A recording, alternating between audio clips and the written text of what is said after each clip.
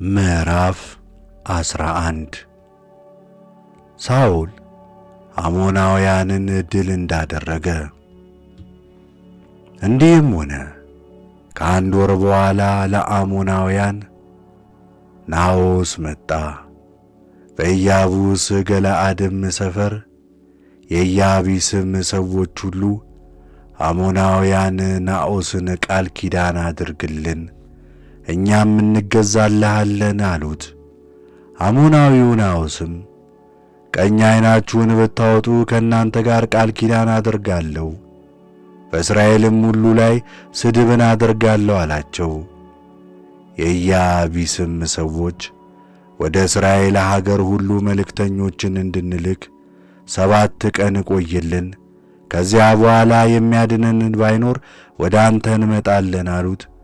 መልእክተኞቹም ሳኦል ወዳለበት ወደ ገባዖን መጥተው ይህን ነገር በሕዝቡ ጆሮ ተናገሩ። ሕዝቡም ሁሉ ድምፃቸውን ከፍ አድርገው አለቀሱ። እነሆም ሳኦል ከእርሻው አርፍዶ መጣ። ሳኦልም ሕዝቡን የሚያለቅስ ምን ሆኖ ነው አለ።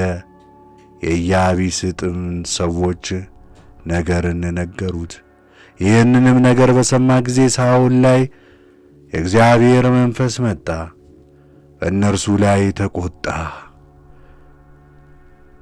ጥምጡንም በሬዎች ወስዶ በየብልታቸው ቆራረጣቸው።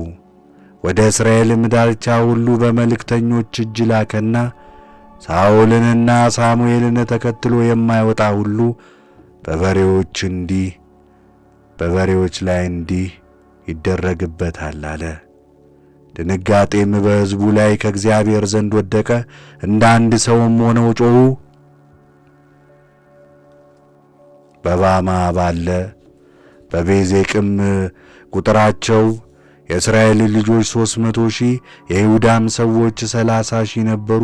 የመጡትም መልእክተኞች የኢያቢስ ገለዓድን ሰዎች ነገ ፀሐይ በተኰሰ ጊዜ ደህንነት ይሆንላችኋል በሏቸው አሏቸው።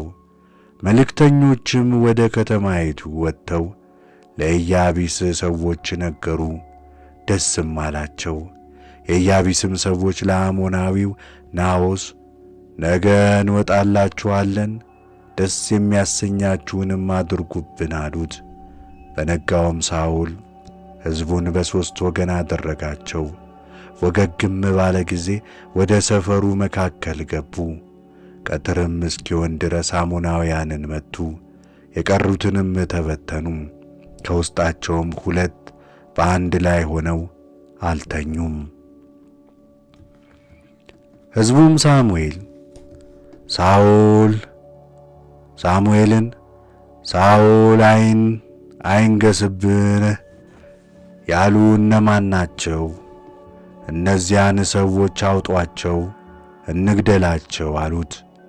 ሳኦልም በዚያች ቀን እግዚአብሔር ለእስራኤል ደህንነት አድርጓልና ዛሬ አንድ ሰው አይሞትም አለ።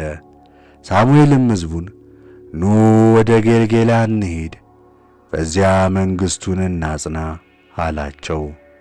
ሕዝቡም ሁሉ ወደ ጌልጌላ ሄዱ። ሳሙኤልም ሳኦልን ቀብቶ በእግዚአብሔር ፊት በጌልጌላ አነገሠው። በዚያም በእግዚአብሔር ፊት የእህል ቁርባንና የሰላም መሥዋዕት አቀረበ። በዚያም ሳኦልና የእስራኤል ሰዎች ሁሉ ታላቅ ደስታን አደረጉ።